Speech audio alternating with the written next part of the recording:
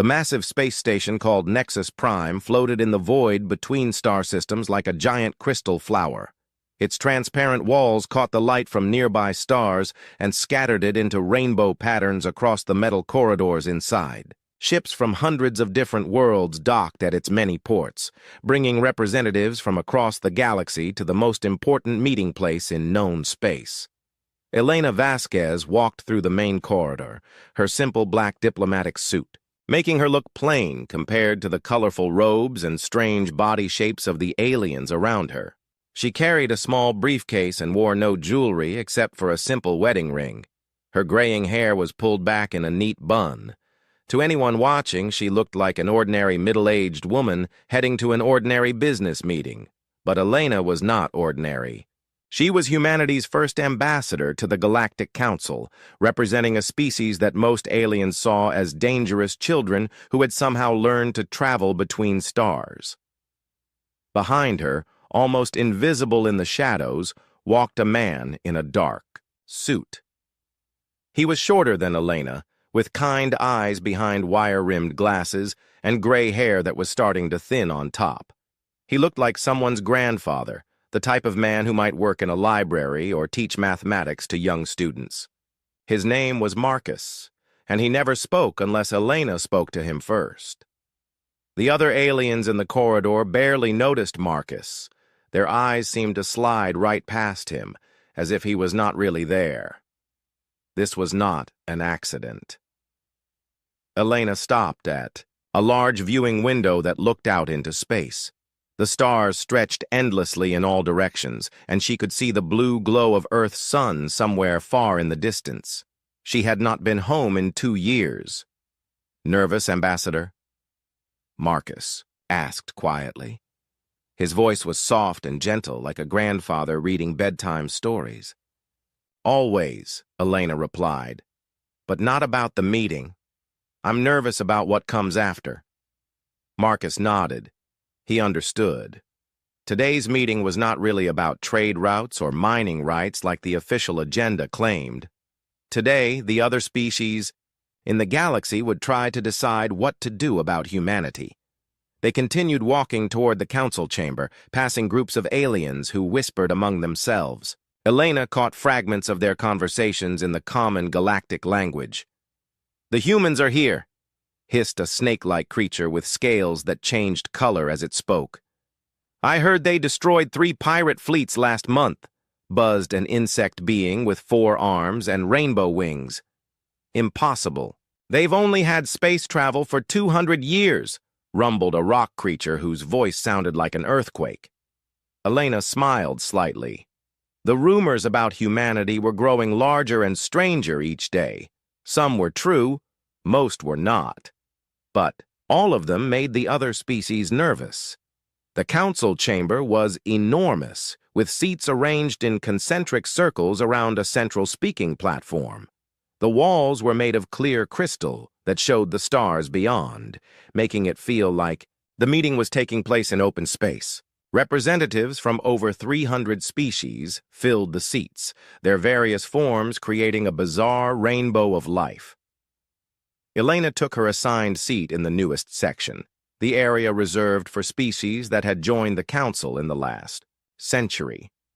The seat next to her was empty, officially for her aide, though Marcus preferred to stand in the shadows near the wall. Across the chamber, she could see the delegation from the hegemony of Eschatar. They were large reptilian creatures with sharp teeth and scales that gleamed like armor. Their leader, Ambassador Kresh, had bright yellow eyes that never seemed to blink. He was staring directly at Elena with obvious dislike. The hegemony controlled over 50 star systems and had the largest military fleet in the galaxy. They had been the most vocal opponents of humanity's admission to the Council, arguing that humans were too violent and unpredictable to be trusted with interstellar politics. Near the center of the chamber sat the ethereal collective, beings, of pure energy who appeared as shifting columns of colored light. They rarely spoke, but when they did, other species listened. They were the oldest members of the Council, with a civilization that stretched back millions of years.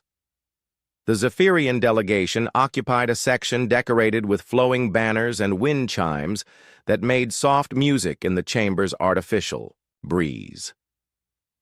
They were tall, graceful beings who looked almost like humans, except for their silver skin and the small wings folded along their backs. The Zephyrians were known for their art and philosophy, but they had little respect for what they saw as humanity's crude culture. Elena recognized representatives from dozens of other species. The crystalline Korthak, who communicated through changes in their bodies' light patterns. The aquatic depth dwellers who needed to stay in water-filled suits to survive in the chamber's atmosphere. The machine beings called the Constructed, who had uploaded their consciousness into robot bodies centuries ago.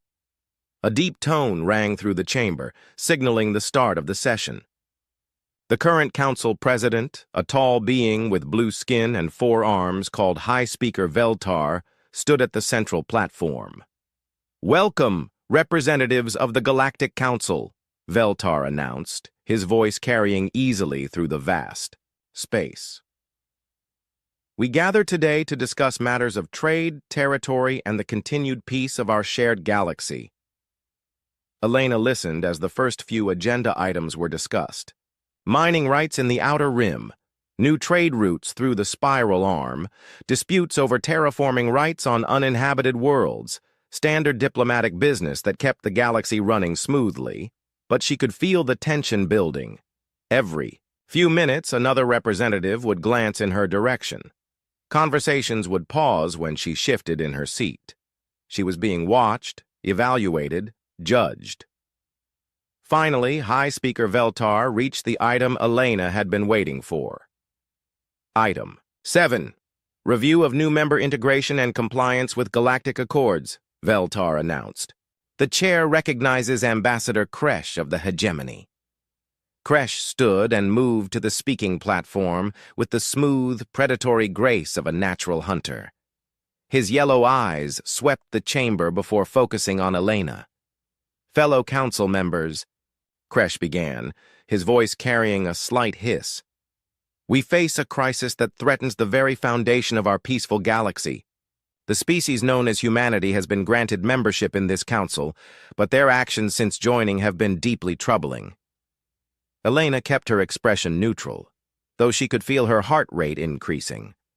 Marcus, still standing, in the shadows, had not moved, but something about his posture had changed. He seemed more alert, more focused. "Humans claim to be peaceful explorers," Kresh continued, "but their history tells a different story. They are a species born from conflict, shaped by violence. Even now, as we speak, human military vessels patrol the borders of their territory with weapons that violate several council treaties." This was not true, and Elena knew that Kresh knew it was not true. Human ships carried defensive weapons only, well within council guidelines, but truth had never been the point of these accusations.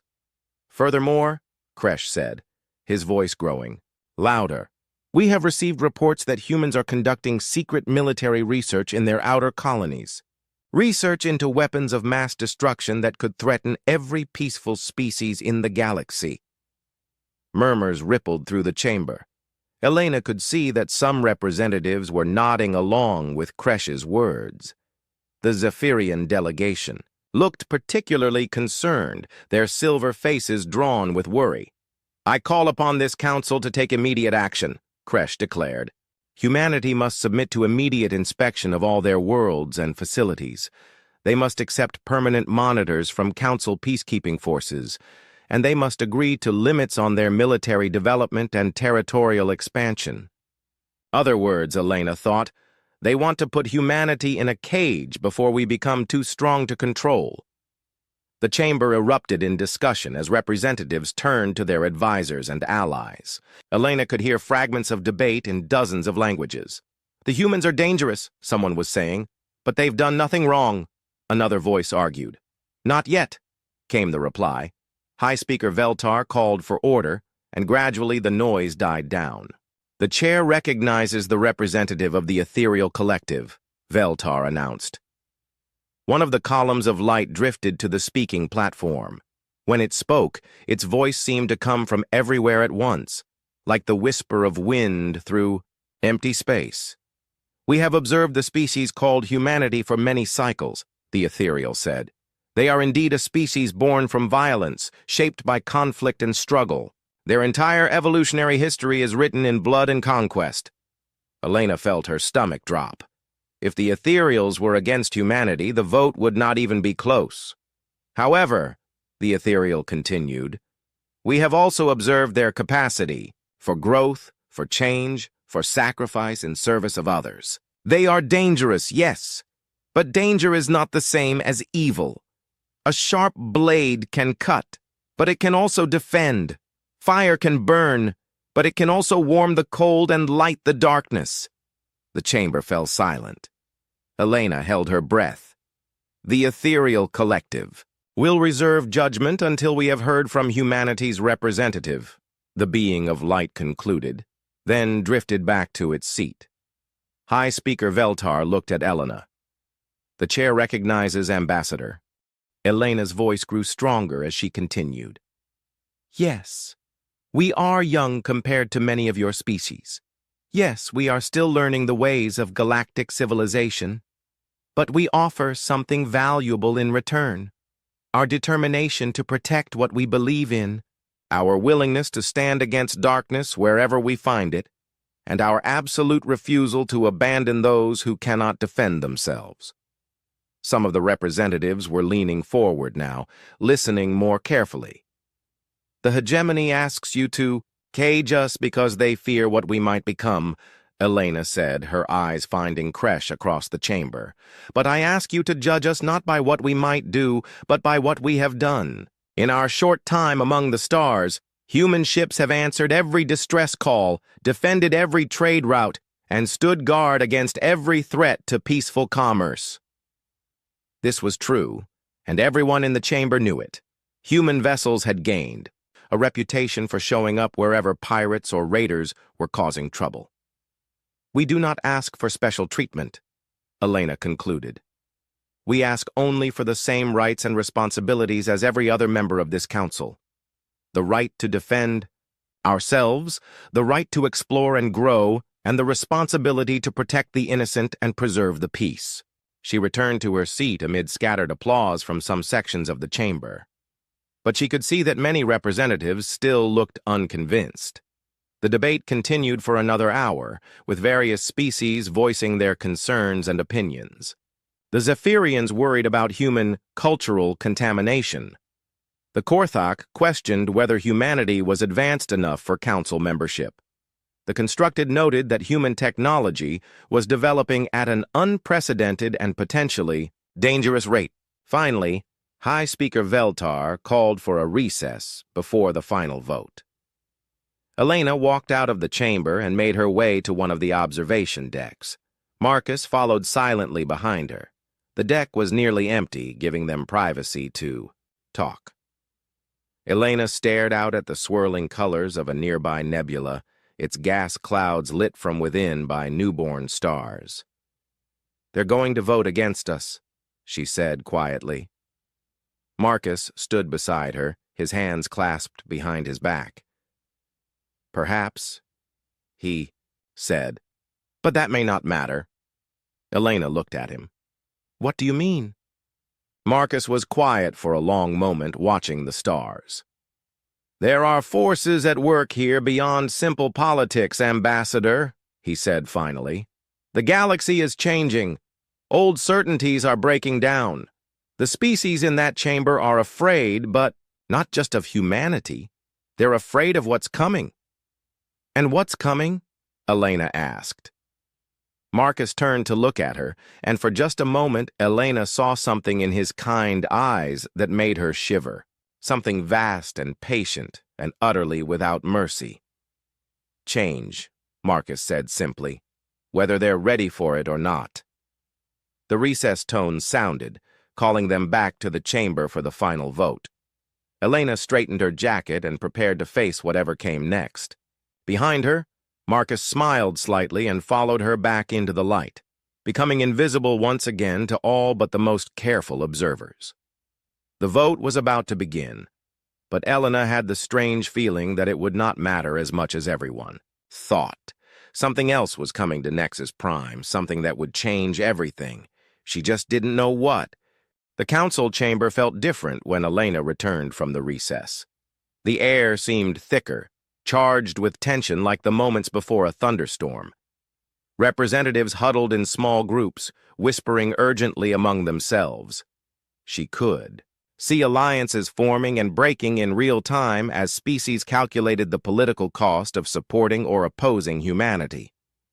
Elena took her seat and noticed that several delegations had moved closer to the hegemony section. The insect beings called the Hive Collective had repositioned their floating platforms.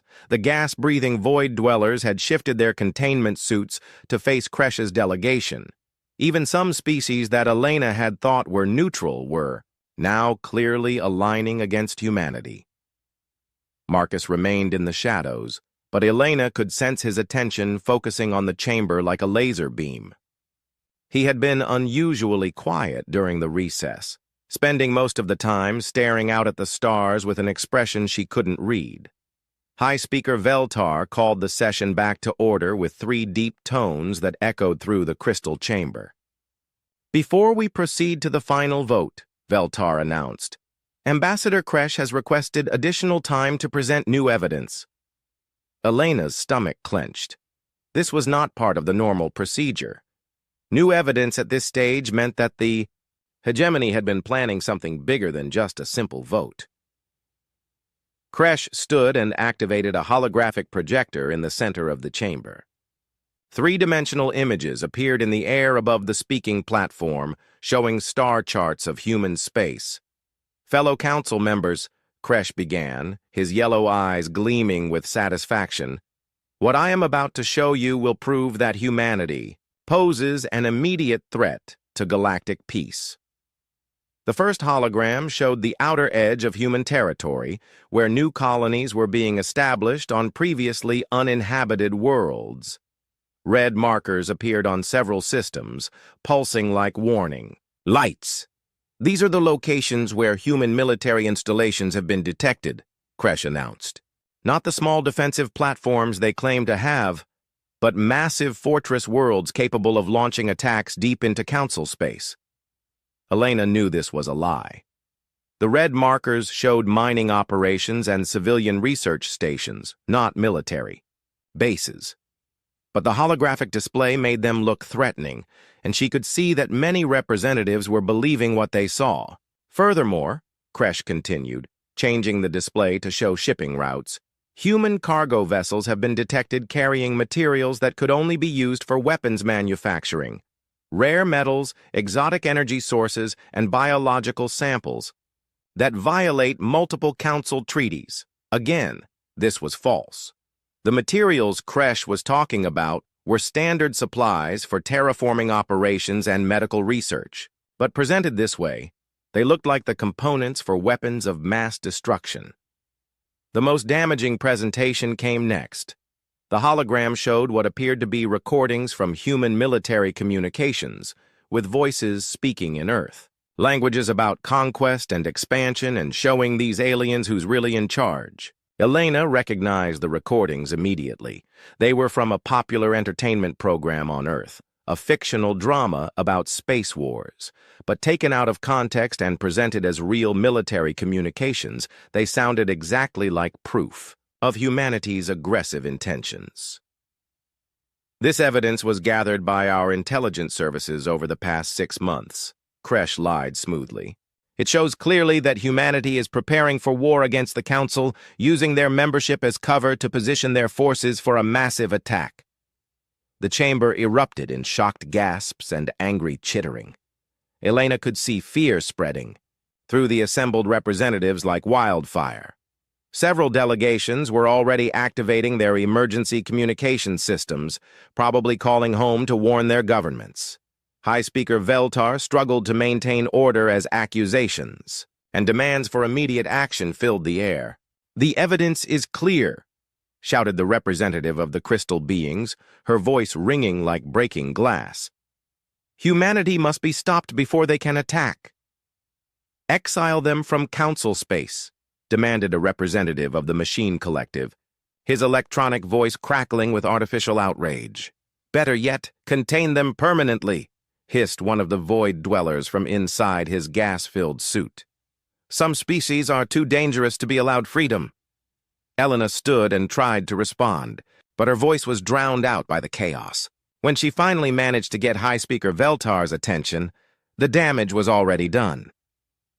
"The evidence you've seen is fabricated," Elena said, her voice carrying clearly through the suddenly quiet chamber. "Those military communications are from an entertainment program. The cargo manifests are for civilian supplies. The installations are mining operations and research stations." "Of course you would say that," Kresh replied with a cold smile. "What else would a human spy claim when caught in the act?" Elena felt her temper rising, but she forced herself to stay calm. Losing control now would only prove their point about human aggression. "I invite any council member to inspect our facilities personally," she said. "Full access. No restrictions. You'll see that everything I'm telling you is true. And give you time to hide your weapons." Kresh laughed, a sound like breaking bones. "We are not fools, human." The ethereal collective's representative drifted forward, its column of light pulsing with what might have been concern. "The evidence is troubling," the being of light said, its voice echoing strangely. "But accusations require proof beyond manipulated recordings and suspicious interpretations." Elena felt a moment of hope, but Kresh was ready for this objection. "Then let us have immediate inspection rights," he declared. "Full access to all human worlds and facilities with hegemony monitors to ensure compliance. If humanity is truly innocent, they should welcome such oversight." The trap was sprung perfectly. If Elena agreed to the inspections, humanity would be admitting guilt and accepting permanent occupation by hostile forces. If she refused, it would be seen as proof that they had something to hide. Elena looked around the chamber, seeing fear and suspicion on every alien face. These beings had been carefully prepared to believe the worst about humanity, and Kresh had given them exactly what they wanted to hear. "The Galactic Council demands an immediate response," High Speaker Veltar announced. "Will humanity submit to comprehensive inspection and monitoring, or will you confirm our suspicions by refusing?" Elena stood in the center of the chamber, feeling the weight of her species' future pressing down on her shoulders. 300 alien civilizations waited for her answer, many of them already convinced that humans were a threat that needed to be contained or eliminated. She opened her mouth to respond, then stopped. A soft, alert tone was sounding through the chamber's communication system, so quiet that most representatives hadn't noticed it yet. But Elena had spent enough time on space stations to recognize the sound. It was a proximity alarm. "High Speaker." Veltar noticed the sound a moment later and activated his communication panel. His blue face turned pale as he read the incoming message. "Unknown vessels detected approaching the station," he announced, his voice tight with concern. "Multiple ships, configuration unknown, refusing to respond to communication attempts." The chamber's main display activated, showing the external view from Nexus Prime's sensors. Against the backdrop of stars, Elena could see dark shapes moving toward the station. The ships were sleek and predatory, their hulls so black they seemed to absorb light rather than reflect it. Elena's blood ran cold. She recognized those ships from intelligence briefings back on Earth. They belonged to the Void Syndicate, the most feared pirate organization in the galaxy. The Syndicate didn't attack diplomatic targets. They were raiders and terrorists who preyed on cargo ships and isolated colonies. But here they were, approaching the most heavily defended station in Council space. "This must be a mistake," High Speaker Veltar said, but his voice lacked conviction. "The Syndicate would never dare attack Nexus Prime." As if responding to his words, the approaching ships suddenly accelerated, their engines leaving trails of dark energy across the star. Field, weapon ports opened along their hulls, revealing the distinctive purple glow of Syndicate disruptor cannons. All representatives remained calm, Veltar announced, though his own voice was shaking. Station defenses are activating. We are perfectly safe. But Elena could see that the approaching fleet was larger than anything the Syndicate had ever assembled before. Dozens of ships, including several massive dreadnoughts that dwarfed even the largest Council vessels. This wasn't a raid. It was an invasion. The first energy blasts struck Nexus Prime's outer shields, causing the entire station to shudder. Emergency lights activated throughout the chamber, bathing everything in red warning illumination. "This is impossible," gasped the representative of the crystal beings. "The Syndicate doesn't have the resources for an assault like this." More impacts shook the station. Through the crystal walls, Elena could see the outer defensive platforms firing back, their beams splashing harmlessly against the attackers. Advanced shields. The pirates had better technology than anyone had thought possible. Panic began to spread through the chamber as representatives realized that their supposedly safe meeting place was under serious attack. Some species delegates were already heading for the exits, seeking escape pods or private shuttles. Elena remained in her seat, watching the battle unfold outside. Something about this attack felt wrong. The timing was too perfect, coming right, when humanity was being accused of military aggression. The Syndicate fleet was too large and too well equipped for a normal pirate organization. She looked across the chamber at Kresh and saw something that confirmed her suspicions. The hegemony. Ambassador was not panicking like the others. He was watching the attack with calm interest, as if he had expected it. Elena turned to look for Marcus and found him standing directly behind her chair. When had he moved? She hadn't heard him approach, and she would have sworn he was still by the wall just moments before.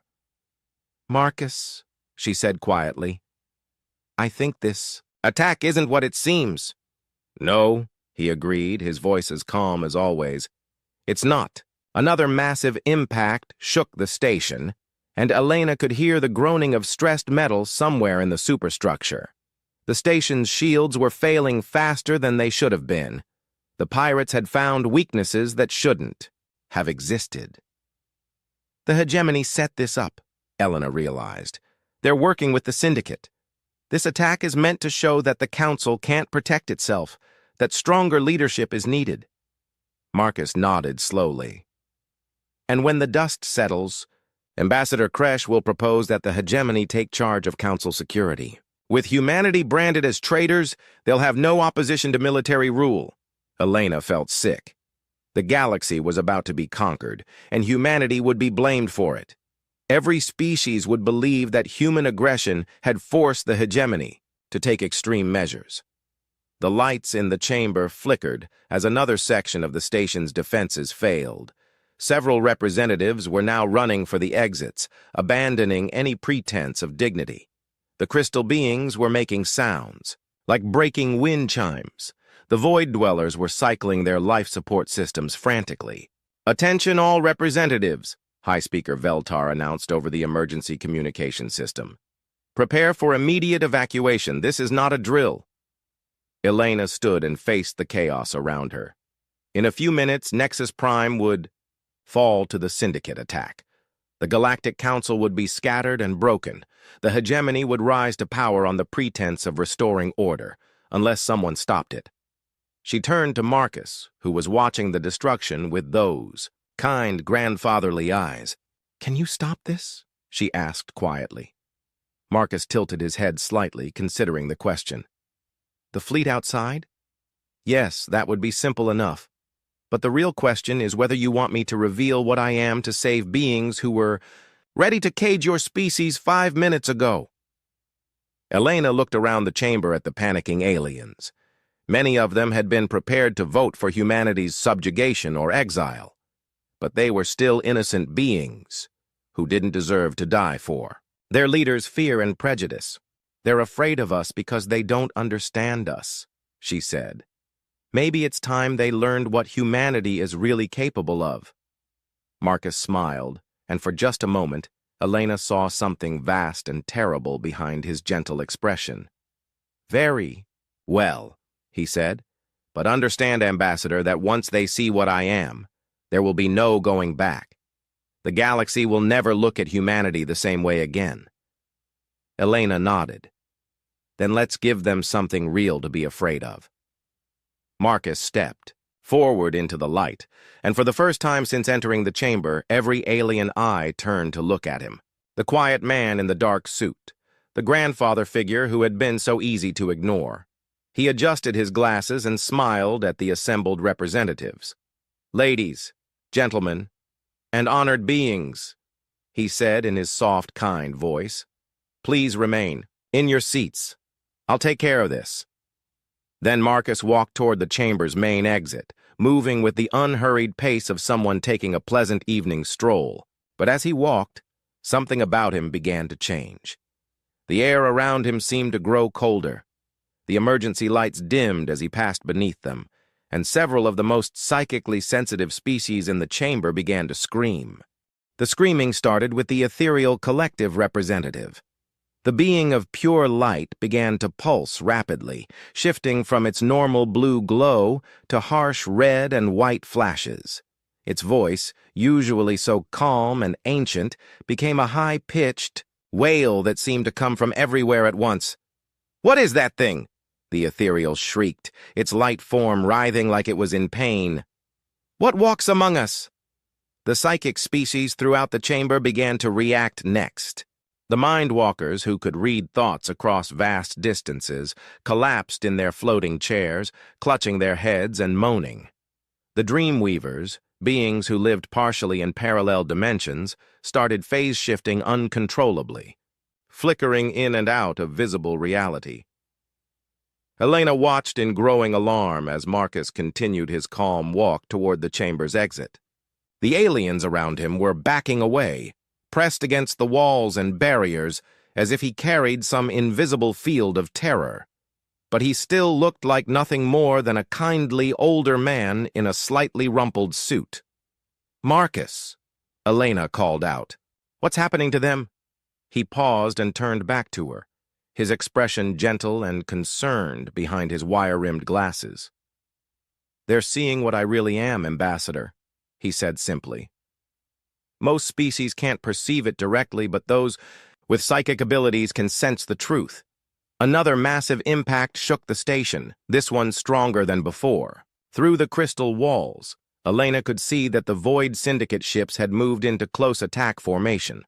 The station's outer defensive ring was completely gone now, reduced to glowing debris that drifted past the viewing ports.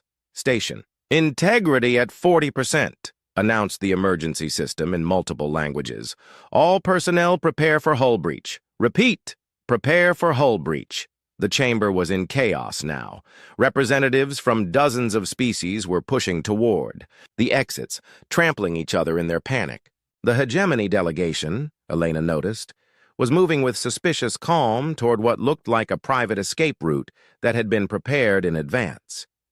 Ambassador Kresh caught her eye across the chamber and smiled coldly. Even with the station under attack, he looked satisfied. Everything was going according to his plan. "The Council will remember that humanity offered no help in our darkest hour," Kresh called out over the noise.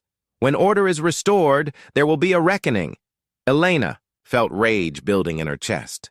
The hegemony had orchestrated this attack, put thousands of innocent beings in danger, and they were still trying to blame humanity for it. "Marcus," she said firmly, "stop this, all of it." Marcus nodded and adjusted his glasses one final time. "As you wish," he said. Then he simply walked through the chamber's main door, not opened it, not waited for it to slide aside. He walked through the solid metal barrier as if it wasn't there, leaving no hole or damage behind. The door remained perfectly intact, but Marcus was on the other side of it. The screaming stopped abruptly as the psychic species lost their direct perception of him. But the silence that followed was somehow worse than the noise had been. Elena activated her personal communicator and switched to the emergency channel that connected to the station's security systems. "This is Ambassador Vasquez," she announced. I'm tracking the location of my security detail. Can you show his position on the internal sensors? The response came back immediately from the station's AI system. No individual matching that description. Detected, Ambassador. Are you certain your security detail is aboard the station? Elena looked at the door Marcus had just walked through. According to the station's sensors, he didn't exist. Outside the chamber, the Void Syndicate attack was reaching its climax. The pirates had broken through the station's main defensive barriers and were beginning to cut into the outer hull with industrial-grade plasma torches. Elena could see armed figures in dark armor moving through the breached sections, heading for the station's core. The largest of the pirate ships, a massive dreadnought covered in weapon batteries, moved into position, directly above the council chamber. Its shadow fell across the crystal dome like a dark cloud blocking out the sun. High Speaker Veltar activated the chamber's main communication system. "Attention, Void Syndicate vessels," he broadcast, his voice shaking with fear and anger. "This is a diplomatic station under the protection of the Galactic Council. Your attack violates every treaty and law of civilized space. Withdraw immediately or face the consequences." The response came back as harsh laughter from multiple voices. "The Galactic Council is finished, blue skin," snarled a voice that Elena recognized as belonging to War Chief Vextar, the Syndicate's most brutal leader. "Your precious democracy dies today. When we're done here, the galaxy will remember why the strong rule and the weak serve."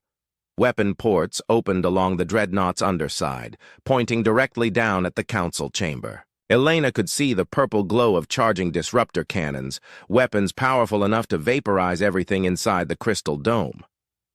10 seconds to firing," announced another pirate voice. "Hope you said your prayers, politicians." Elena closed her eyes and waited for the end. Around her, the remaining representatives huddled together or prayed to their various gods. Even Ambassador Kresh looked nervous now, perhaps realizing that his allies might not distinguish between him and the other council members when the shooting started. The 10 seconds passed. Nothing happened. Elena opened her eyes and looked up at the dreadnought. The weapon ports were still glowing, but no energy beams were firing. The massive ship hung motionless in space, as if it had been turned into a statue. "What's wrong with our guns?" demanded War Chief Vextar over the communication channel. "Why aren't we firing?" "I don't know, sir," came a confused reply. "The weapons are charged and targeted, but they won't respond to firing commands." "Then fire manually. Override the computers." "We're trying, sir, but nothing's working. It's like the weapons don't exist anymore." Through the crystal dome, Elena could see small figures moving on the dreadnought's hull. At first, she thought they were repair crew members trying to fix the malfunctioning weapons. But as she watched, she realized the figures were pirates in environmental suits, and they were running from something that was walking calmly across the ship's outer surface. Even at this distance, Elena could make out the familiar shape of a man in a dark suit strolling across the dreadnought's armored hull like he was taking a walk in a peaceful garden. He wasn't wearing a spacesuit. He didn't seem to need one. "There's someone on our hull!" screamed a pirate voice over the communications. "How did he get there? Where did he come from?" "Shoot him!" War Chief Vextar ordered. "We're trying. The weapons won't target him. They won't even acknowledge he's there." Elena watched Marcus approach a group of pirates who were firing their personal weapons at him. The energy beams and projectiles seemed to pass right through him without effect. When he reached the first pirate, he simply placed his hand on the being's shoulder.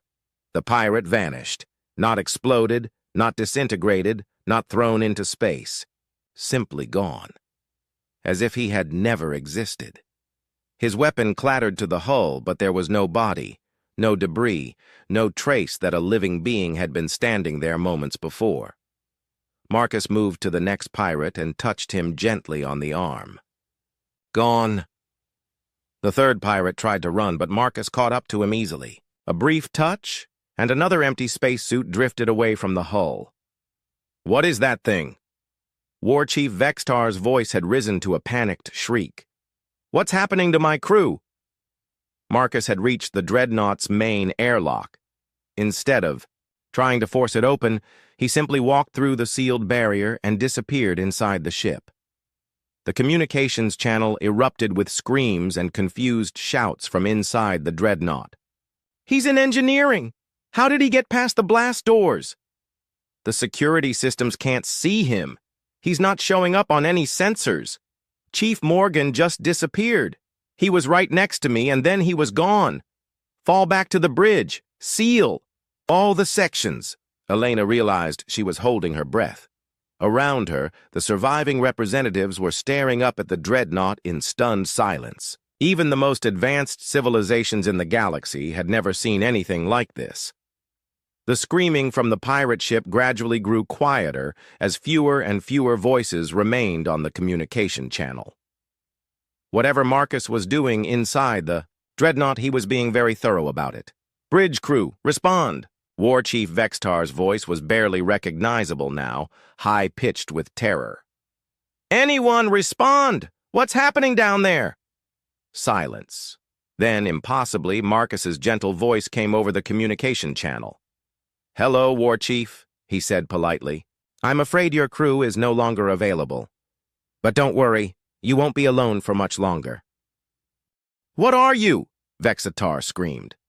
"What do you want?" "I'm exactly what I appear to be," Marcus replied. "A security detail ensuring the safety of my charge, and what I want is for you to leave this place and never return. You can't stop all of us. I have an entire fleet." "Yes," Marcus agreed. "You do. For now." The communication channel went silent. Elena watched through the crystal dome as Marcus emerged from the Dreadnought's airlock, once again walking calmly across the hull. But now the massive warship was changing. Its lights were going out section by section, starting from the bow and moving toward the stern. Not the flickering of damaged systems, but the steady progression of something being systematically shut down. By the time Marcus reached the ship's stern, the entire Dreadnought was dark and lifeless. It hung in space like a dead thing, all of its terrible weapons silent forever. But Marcus wasn't finished. Elena watched in fascination and growing awe, as her quiet security detail simply stepped off the Dreadnought's hull and began walking through open space toward the next pirate ship. He moved through the vacuum as easily as he had walked through the chamber door, his pace never changing, his posture relaxed and unhurried. The second ship tried to run. Its engines flared to life, and it began to accelerate away from the station. But Marcus was faster. He caught up to the fleeing vessel in seconds and placed his hand on its hull. The ship stopped moving, not slowed down, not turned around, simply stopped, as if it had encountered an invisible wall. Then, like the Dreadnought, its lights began going out. "This is impossible," whispered High Speaker Veltar, his blue face pale with shock. "No single being has this kind of power." Elena found herself smiling despite the situation. "You're right," she said. "No single being does have this kind of power." Veltar looked at her with confusion. "Then what is he?" Elena watched Marcus move to the third pirate ship, then the fourth. Each one fell silent at his touch, their crews simply ceasing to exist. "He's what happens when a human has nothing left to lose," she said quietly. "He's what we become when everything we cared about is taken away." The remaining pirate ships were trying to flee now, their engines straining as they attempted to escape whatever impossible force was hunting them. But they might as well have been trying to outrun their own shadows. Marcus moved between them like he was teleporting, appearing beside each ship just long enough to touch it and render it lifeless. Within 10 minutes, the entire Void Syndicate fleet was floating dark and silent around Nexus Prime. Dozens of ships that had terrorized the galaxy for decades, reduced to empty hulks by a quiet man in a rumpled suit. Marcus began walking back toward the station through the debris field. As he approached the crystal dome of the council chamber, Elena could see him clearly through the transparent wall. He looked exactly the same as when he had left. Neat gray, hair, wire-rimmed glasses, the patient expression of someone's favorite grandfather. He passed through the dome's crystal wall as easily as he had passed through the door, stepping back into the chamber like he had never left. The psychic species immediately began screaming again, but quieter this time, as if they were too exhausted for full panic. Marcus walked back to his position behind Elena's chair and adjusted his glasses. "The immediate threat has been neutralized, Ambassador," he reported in his soft, polite voice. "The station is secure." Elena stared at him. "Marcus, what did you do to those crews?" "I removed them," he said simply. "They were causing problems." "Removed them how? Where did they go?" Marcus considered this question for a moment, tilting his head like a professor trying to explain a complex concept to a student. "Nowhere," he said finally. "They simply aren't anymore. It's difficult to explain in terms that living beings would understand." The chamber had gone completely silent. 300 representatives from across the galaxy were staring at Marcus with expressions ranging from awe to terror to complete incomprehension. Ambassador Kresh, Elena noticed, had gone very pale. His yellow eyes were fixed on Marcus with the look of a predator that had suddenly realized it was actually prey. High Speaker Veltar found his voice first. "What are you?" he asked, echoing War Chief Vextar's last question. Marcus smiled kindly. "I'm Ambassador Vasquez's security detail," he said. "Nothing more, nothing less." "But the things you did?" Veltar continued. "The power you displayed. No known species has abilities like that." "No," Marcus agreed. "No known species does." Elena realized that everyone was waiting for her to explain. The revelation she had been dreading was finally here. The galaxy was about to learn humanity's greatest secret. She stood and faced the assembled representatives, many of whom were still cowering against the walls. "Members of the Galactic Council," she began, her voice carrying clearly through the silent chamber. "I believe it's time you understood what humanity really is." Elena stood in the center of the council chamber, surrounded by the shocked faces of beings from across the galaxy. Outside the crystal dome, the lifeless hulks of the Void Syndicate fleet drifted in the starlight like ghost ships. The silence was so complete that she could hear the soft hum of the station's life support systems. Marcus remained behind her chair, hands clasped behind his back, looking for all the world like a patient butler waiting for instructions. But now, every alien eye in the chamber was fixed on him with a mixture of terror and fascination. "Before I explain," Elena said, her voice steady despite the magnitude of what she was about to reveal, "I want you all to understand something important. What you just witnessed was not an attack. It was not aggression. It was protection." She gestured toward the debris field outside.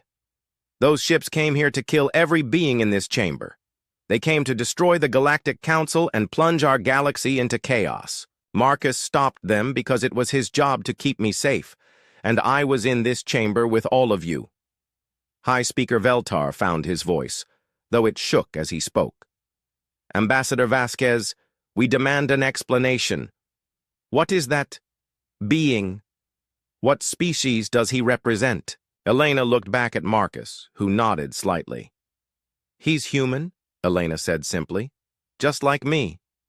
A wave of disbelieving gasps and chittering sounds swept through the chamber. "Impossible," declared the representative of the crystal beings, her voice ringing like broken glass. "No human could do what we just witnessed. No living being could do such things." Elena smiled sadly. "You're half right," she said. "No living being could do what Marcus just did." The chamber fell silent again, waiting for her to continue. "Marcus died 57 years ago," Elena explained. "He lost his wife, his children, and his grandchildren to a plague that swept through the outer colonies. He had nothing left to live for, nothing left to tie him to life. So he volunteered for a special program that humanity developed when we realized how dangerous the galaxy really was." She walked slowly around the speaking platform as she talked, making eye contact with as many representatives as possible. "You see, we humans discovered something that apparently no other species has learned. Death is not always an ending. Sometimes, for those who have truly given up on life but still have something they want to protect, death becomes a tool." The ethereal collective's representative pulsed with confused colors. "You speak in riddles, human. Explain clearly what this being is." Elena stopped walking and faced the assembled delegates directly. "Marcus accepted death completely," she said. "He let go of every attachment to life, every hope for personal happiness, every fear of personal loss. When you have nothing left to lose, when you care about nothing except protecting others, you become something that the universe isn't quite sure how to classify." She gestured toward Marcus, who stood quietly listening to her explanation. "The universe recognizes life and it recognizes death, but it doesn't know what to do with beings who exist in the space between. Marcus is technically dead, but he's still here because he has a purpose. He's what we call one of the finished." Ambassador Kresh, who had remained silent since the attack ended, finally spoke up. His voice was hoarse with fear. "How many?" he asked.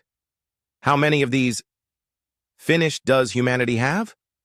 Elena turned to look at him directly. "That's an interesting question, Ambassador Kresh, especially coming from someone who just watched his carefully planned attack fail completely." Kresh's yellow eyes widened. "I don't know what you're talking about." "Of course you do," Elena replied, calmly. "The Void Syndicate doesn't attack diplomatic stations. They're raiders and terrorists, not military forces.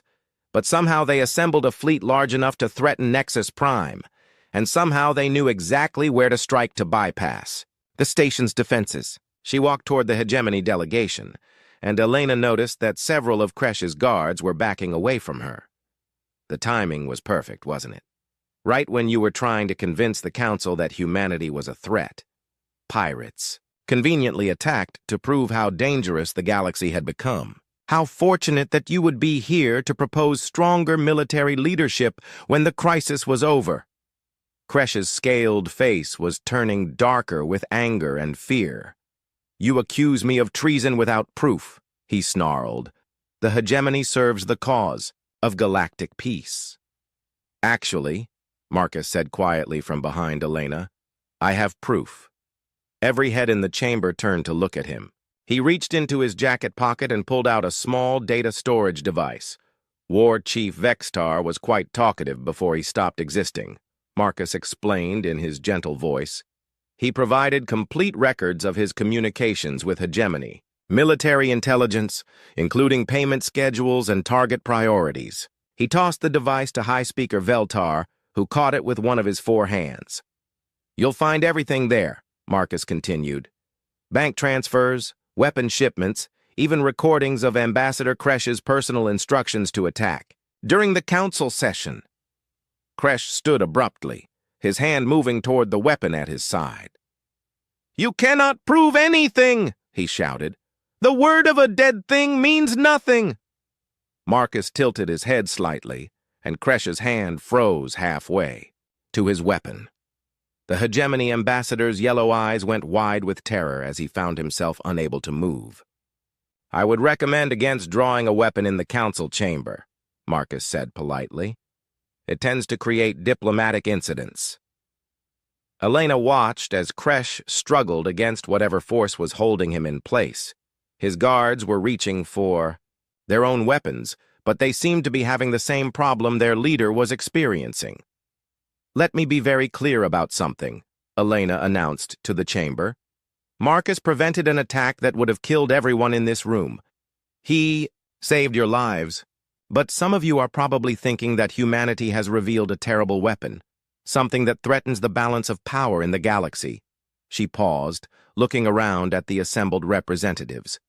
You're right to be concerned, but not for the reasons you think. Elena activated her personal communicator and spoke into it clearly. This is Ambassador Vasquez to all human vessels in the Nexus Prime system. Please respond and identify your security status. The response came back immediately through the chambers. Communication system. Ambassador, this is Captain Chen aboard the diplomatic escort ship Endeavor. We show green across the board. Security detail confirms all assets in position and ready. Elena smiled at the confused faces around her. Captain Chen, how many finished do you have aboard your vessel? We carry a full diplomatic protection complement. Ma'am, 12 finished, currently in standby status. Elena switched channels. This is Ambassador Vasquez to the human colony ship New Hope, currently in the outer system. Please respond. Ambassador, this is Commander Rodriguez. New Hope reporting all green. We have 47 finished aboard as part of our standard colony protection package. Elena made one more call. This is Ambassador Vasquez to Earth Central. Command, priority communication. The response took a few seconds longer due to the distance, but when it came, the voice was crisp and professional. Ambassador, this is General Harrison. Earth Command reads you clearly. How can we assist? General, please provide current deployment numbers for finished personnel across all human operations. Classified information, Ambassador. Are you cleared to discuss this on an open channel? Elena looked around the chamber at the increasingly pale faces of the alien representatives. Yes, General? I think it's time for full disclosure. Understood. Current active deployment numbers are 47,832, finished across all military, diplomatic, exploration, and civilian protection services.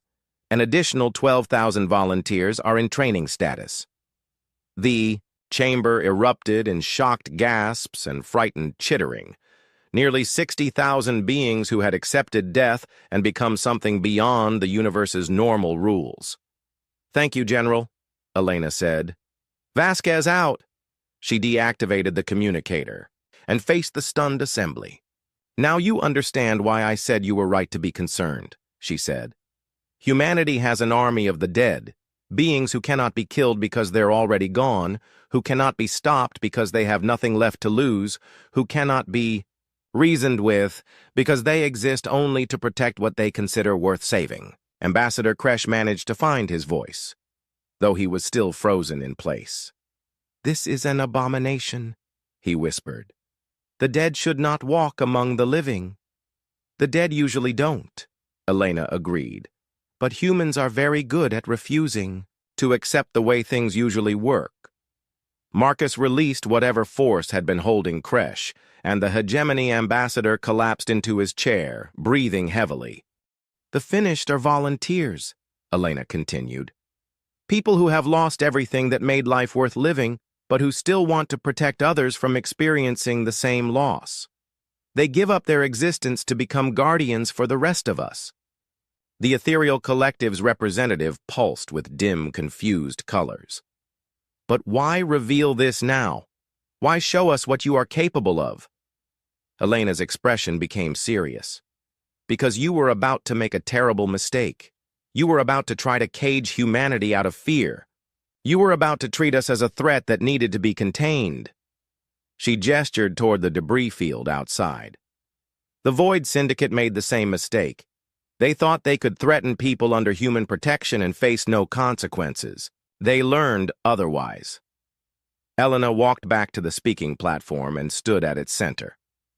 Let me be absolutely clear about something. Humanity does not want to conquer the galaxy. We don't want to impose our will on other species. We don't even want to be the strongest military power in council space. She paused, making sure she had everyone's attention. But we will not be caged. We will not be contained. We will not be limited or controlled or treated as a threat simply because you fear what we might become. And anyone who tries to harm the innocent under our protection will face the finished. The chamber was absolutely silent now. Even the background hum of the life support systems seemed muted. "The Galactic Council has a choice to make," Elena continued. "You can accept humanity as an equal partner in galactic civilization, working together to build a better future for all species. Or you can continue to see us as a threat and try to limit our growth and freedom." She looked directly at Ambassador Kresh. "But understand that the second choice leads nowhere good for anyone. The Finished exist to protect what humanity values. Right now, what we value most is peaceful cooperation with our galactic neighbors. But if you make us choose between your comfort and our freedom..." Elena didn't finish the sentence. She didn't need to. High Speaker Veltar stood slowly, his 4 arms trembling slightly. "Ambassador Vasquez," he said formally, "the Galactic Council will need time to digest what we have learned today. I propose that we adjourn this session and reconvene when all members have had time to consult with their home governments." Elena nodded. "Of course, High Speaker. But before we adjourn, I want to make one thing clear to everyone here." She looked around the chamber one final time. "Marcus has been with me for 3 years. In that time, he has attended 47 diplomatic meetings, visited 19 different species' homeworlds, and been present at countless social and cultural events. Until today, none of you even noticed he existed." The implications of that statement sent a chill through the chamber. "The Finished are everywhere human diplomats go," Elena said quietly. "They're on our exploration ships, our trade vessels, our colony transports. They stand guard in our embassies and our research stations. And they're all invisible until they choose not to be." Elena picked up her briefcase and walked toward the chamber's exit. "The galaxy is safer than it has ever been," she said over her shoulder. "You just didn't know why." Marcus fell into step behind her, once again becoming the unremarkable man in the dark suit that everyone's eyes wanted to slide past. But now every alien in the chamber watched him with fascination and terror. Finally, understanding what had been walking among them all along, as they reached the door, Elena paused and turned back. "Oh, and Ambassador Kresh," she called out. The hegemony representative looked up with haunted yellow eyes. "The data that Marcus recovered from War Chief Vextar includes recordings of your personal communications with 17 other species representatives. It seems you've been planning this takeover for quite some time." Elena smiled pleasantly. "I'm sure the Council will find that information very interesting when they review it. Have a pleasant day." She walked out of the chamber, leaving behind 300 alien delegates who would never look at humanity the same way again. Behind her, Marcus adjusted his glasses and followed her into the corridor, humming softly to himself as if he had just finished helping his granddaughter with her homework, instead of single-handedly destroying the most feared pirate fleet in the galaxy. The age of innocence was over. The galaxy now knew what walked in humanity's shadow, and that changed everything. 3 weeks after the attack on Nexus Prime, Elena sat in her private office aboard the human diplomatic vessel Endeavor, reading reports from across the galaxy. The ship was docked at a refueling station in neutral space while she waited for the Galactic Council to reconvene.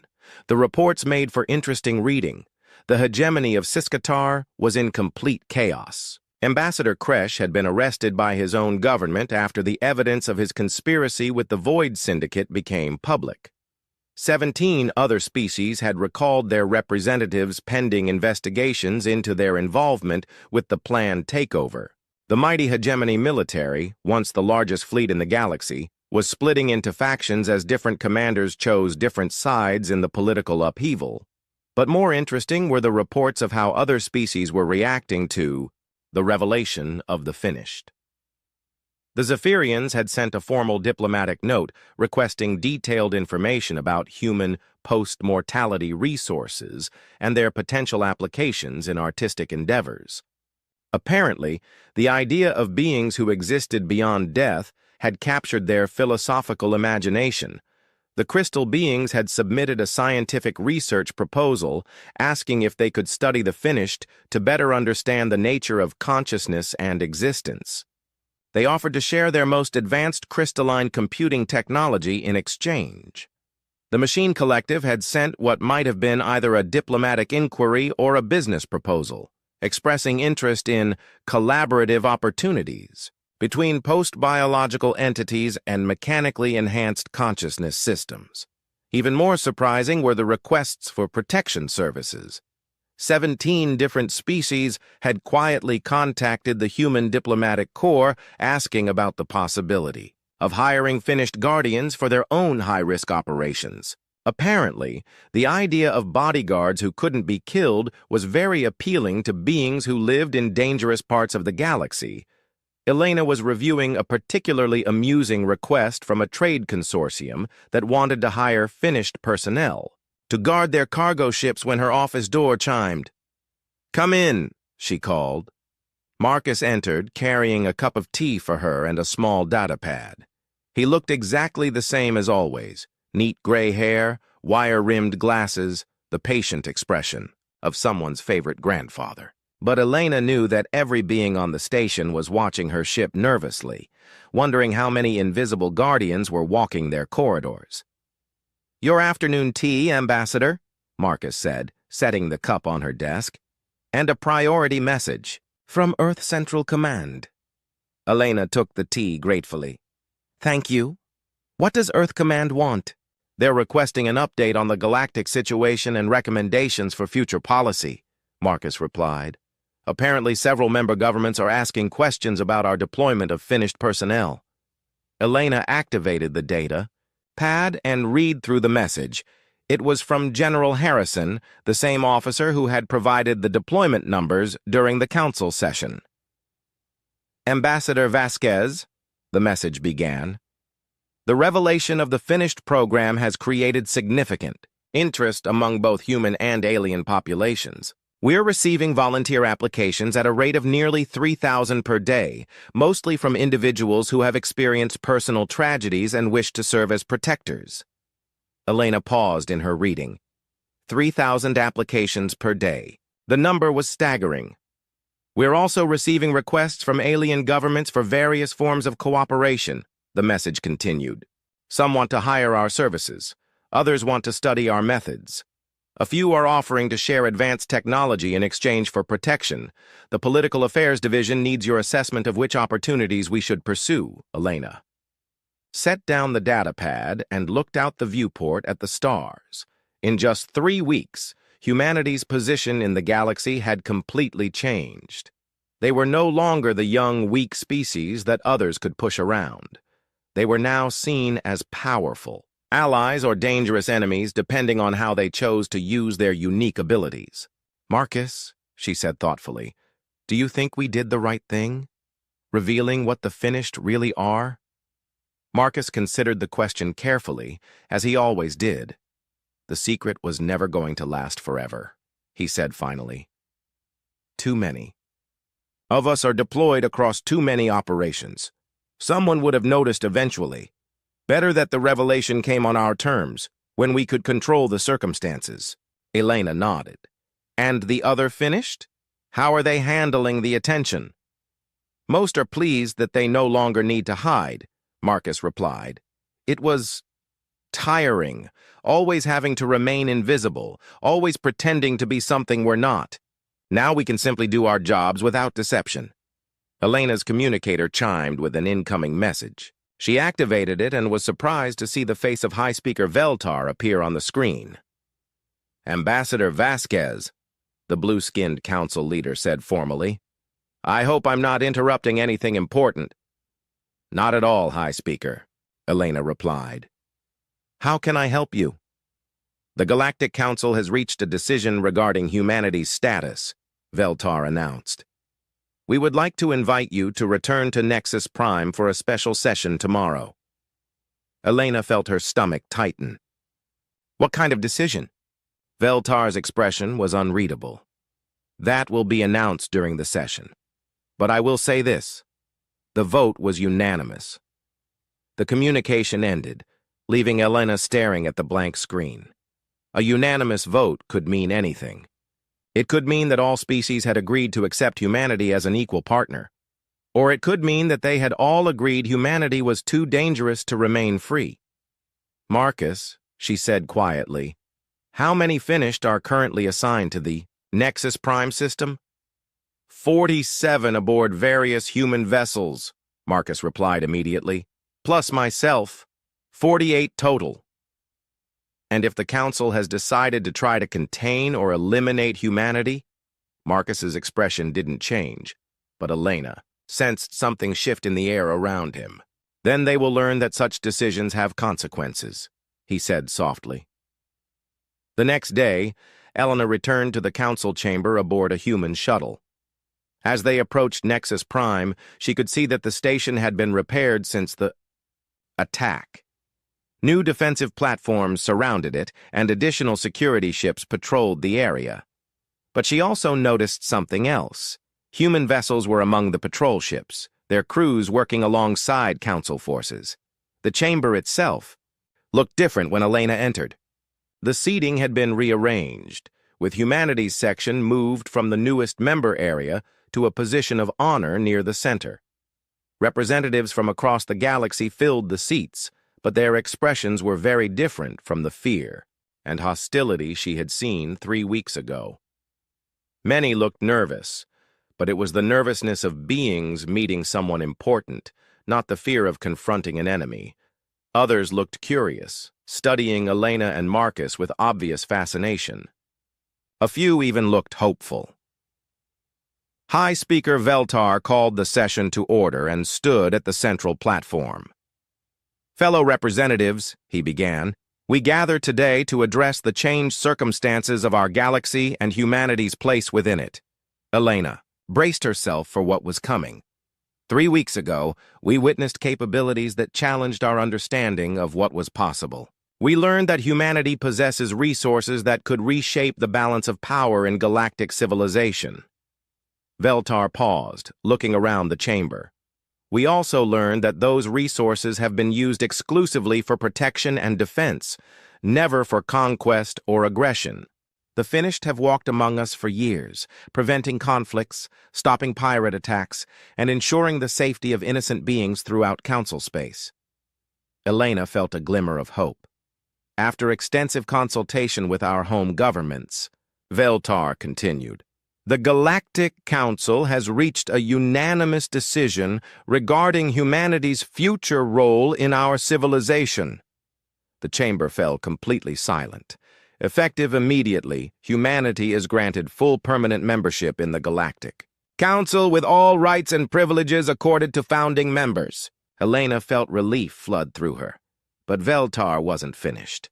Furthermore, the Council formally requests that humanity accept the position of Galactic Security Coordinator with authority to deploy finished personnel throughout Council space for the protection of all member species. Elena's eyes widened. They weren't just accepting humanity as equals. They were asking humans to take responsibility for galactic security.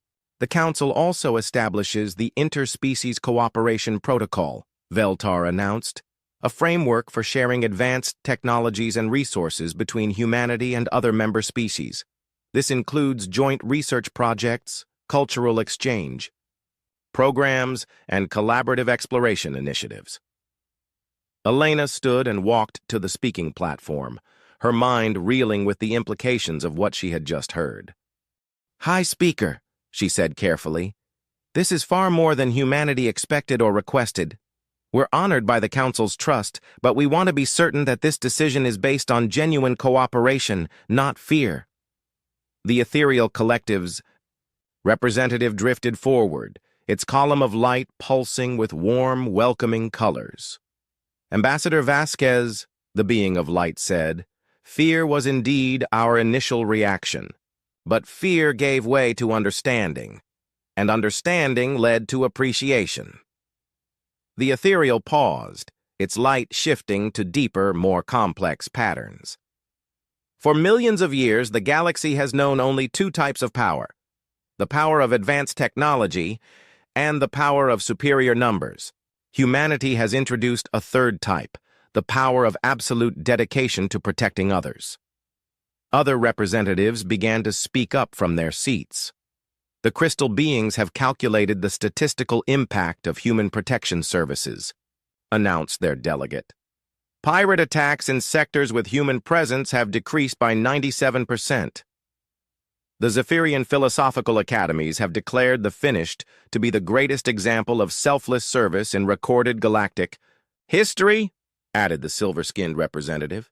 Even the Machine Collective finds value in beings who have transcended the limitations of biological existence while retaining moral purpose, stated the robotic delegate in its electronic voice. Elena looked around the chamber in amazement. Instead of the fear and hostility she had expected, she was seeing respect, admiration, and genuine gratitude.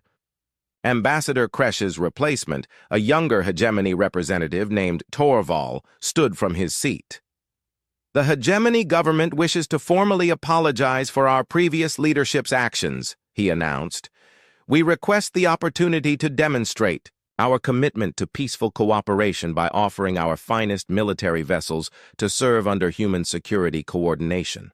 Elena realized that the galaxy had not just accepted humanity's power, they had embraced it. After millions of years of wondering who would protect them from the darkness between the stars, they had finally found their answer. The Council's offer is generous beyond words, Elena said, her voice carrying clearly through the chamber. But before humanity can accept such responsibility, you need to understand what you're asking. She walked to the center of the platform. The Finished exists to protect the innocent and preserve peace. If humanity accepts the role of Galactic Security Coordinator, we will protect every member species with the same dedication we show to our own people. But that protection comes with expectations. Elena's voice grew stronger. We will not tolerate aggression between council members. We will not allow the strong to prey upon the weak. We will not permit species to use their membership as a shield while they commit atrocities in the shadows. She looked directly at each delegation in turn. Peace is not merely the absence of war. It is the presence of justice, the protection of the innocent, and the guarantee that every being can live without fear. If humanity accepts this role, we will enforce that standard without exception and without favoritism. High Speaker Veltar smiled, the first genuine smile Elena had seen from him. Ambassador Vasquez, that is exactly what we were hoping you would say. The chamber erupted in applause, not the polite diplomatic clapping Elena was used to, but genuine enthusiasm from beings who had just heard someone promise to make the galaxy a safer place. Elena returned to her seat, where Marcus was waiting with a slight smile on his grandfatherly face. Well done, Ambassador, he said quietly, though I suspect our workload is about to increase significantly. Elena laughed. I suspect you're right. Think the other Finished are ready for galaxy-wide deployment? Marcus adjusted his glasses and looked out at the stars visible through the crystal dome. We've been ready for a long time, he said. We were just waiting for the living to realize they needed us. As the session continued with discussions of implementation timelines and resource allocation, Elena reflected on how much had changed in just a few weeks. Humanity had entered the council chamber as a suspect species facing possible containment. They were leaving as the guardians of galactic civilization. But perhaps most importantly, the Finished were no longer forced to hide in the shadows. They could stand openly as protectors, guardians, and the thin line between order and chaos. Outside the crystal dome, Elena could see human ships taking up positions alongside vessels from dozens of other species. The first joint patrols were already being organized. The first collaborative research projects were being planned. The first steps toward a truly united galactic civilization were being taken. And in the shadows, though no longer hidden, stood the Finished. 48,000 beings who had given up their lives to ensure that others could live theirs in peace. Marcus was right, Elena realized. The galaxy was safer than it had ever been. They just finally knew why. As the session ended and representatives began filing out of the chamber, Elena noticed something that made her smile. Many of the alien delegates were making subtle attempts to get closer to Marcus, trying to get a better look at one of the legendary finished. Marcus, for his part, seemed to be enjoying the attention. He nodded politely to the beings who approached him, answered their respectful questions with his usual gentle courtesy, and even posed for a few photographs.